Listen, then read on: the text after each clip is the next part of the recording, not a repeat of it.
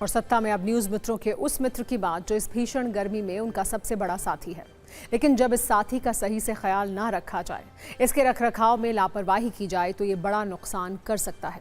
इस बात को हम बात कर रहे हैं उस एयर कंडीशनर की जिसका इस्तेमाल इस वक्त आप अपने घर में, दफ्तर में कर रहे होंगे। गर्मी में कूल रखने वाला यही एसी एक बम बन सकता है। पिछले 2 महीनों में एसी ब्लास्ट से जुड़ी कई खबरें आई हैं। ऐसा ही एक हादसा दिल्ली में हुआ है। दावा है कि एसी ब्लास्ट की वजह से एक पूर्व आईएएस अधिकारी की जान चली गई। हादसा देर रात करीब 11 बजे हुआ। शुरुआती जांच में पता चला है कि एसी के इंडोर यूनिट में ब्लास्ट होने से आग लगी, जिसकी वजह से कमरे में धुआं भर गया। इस दौरान कमरे में 5 लोग मौजूद थे। जब तक रेस्क्यू किया जाता, दम घुटने से पूर्व आईएएस अधिकारी धीरेन्द्र कुमार की मौत हो गई, जबकि उनके बेटे को इलाज के लिए अस्पताल ले जाना पड़ा। वैसे तो ये खबर आज कई लोगों को छोटी और सामान्य लग रही होगी, लेकिन इस खबर में आप सभी न्यूज़ मित्रों के लिए बड़े और ख़तरनाक संकेत हैं। इसीलिए हमने आज इसे सत्ता में प्राथमिकता दी है और आपको एसी बम से सावधान करने वाली कुंजी तैयार की है। लेकिन पहले एक रील जिसमें घर में लगे एसी में बम जैसे धमाके की टिक टिक है।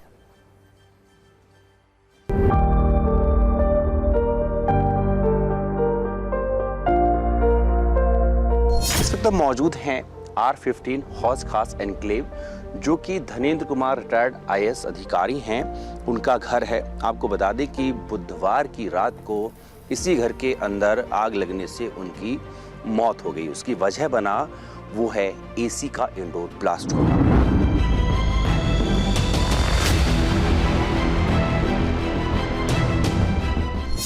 एसी के शॉर्ट सर्किट के कारण लग गई थी, आग लग गई थी इसमें सर।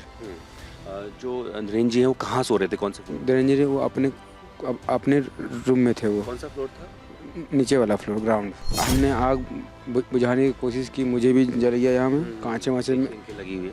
मुझे कांचे वाँचे पैर में भी लग गई थी और हमने पूरा रूम धुला। रूम पूरा गैस से भर गया था। गैस उसको निकलने का मिला नहीं तो सर सांस नहीं ले सांस नहीं ले पाया सर। जो अभी तक प्रिलिमिनरी जानकारी है उसके तहत ये पाया गया है कि जो उनके कमरे में एसी यूनिट थी उसमें किसी तरीके का मैल फंक्शन हुआ, जिसके कारण धुआं और आग उठी और शायद धुएं की इनहेलेशन से जो है वो अपने रूम में कोलैप्स हुए। हम लोगों ने एक एफआईआर दर्ज की है। इस जो सेक्शंस हैं वो इलेक्ट्रिकल फॉल्ट को लेकर के। सवाल यह है कि आखिर कोई एसी अचानक से बम क्यों बन जाता है? तो इसके पीछे कई अहम वजह हो सकती हैं। लेकिन अगर आप कुछ ज़रूरी बातों का ध्यान रखें तो अपने एयर कंडीशन को ब्लास्ट होने से बचा सकते हैं। एसी में ब्लास्ट की सबसे बड़ी वजह होती है गैस लीकेज। सभी एसी में रेफ्रिजरेंट गैस का इस्तेमाल होता है, जो हवा को ठंडा रखने का काम करती है।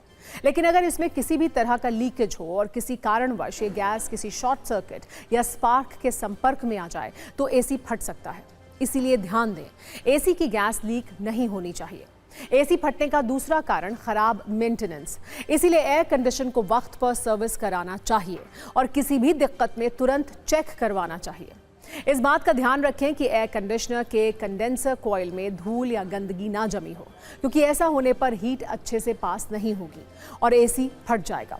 एसी को बहुत लंबे वक्त तक चलाने से भी बचना चाहिए। दिन के वक्त कोशिश करें कुछ घंटों के बाद एसी को 5 से 7 मिनट के लिए बंद करें और फिर दोबारा चलाएं। एसी की इंडोर यूनिट में जो फिल्टर लगे होते हैं उन्हें भी 15 से 20 दिनों में ज़रूर साफ करें, जिससे हवा अच्छी तरह पास हो। एक और ज़रूरी बात, ख़राब वायरिंग भी एसी ब्लास्ट की वजह हो सकती है। गर्मी के मौसम में अक्सर घरों में एसी, पंखे, फ्रिज एक साथ चलते हैं, जिससे वायरिंग पर लोड बढ़ता है। ऐसे में पुरानी और ख़राब क्वालिटी में की वायर में शॉर्ट सर्किट की आशंका भी रहती है।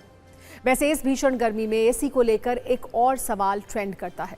सवाल यह है कि 45 डिग्री से ऊपर तापमान में एसी चलाना सुरक्षित है क्या? एसी को क्या इतने तापमान में काम करने के लिए डिज़ाइन किया गया है? इसका जवाब भी आप जान लीजिए।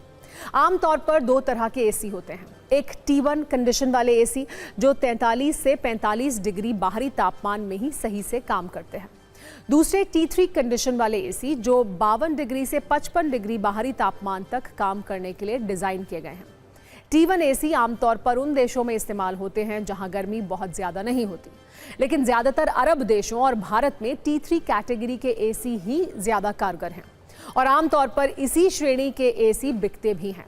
यहाँ ध्यान देने वाली बात यह है कि ये एसी 50 से ऊपर तापमान में चल तो सकते हैं, लेकिन आमतौर पर 46 डिग्री से ज्यादा तापमान होने पर कूलिंग क्षमता इनकी घट जाती है।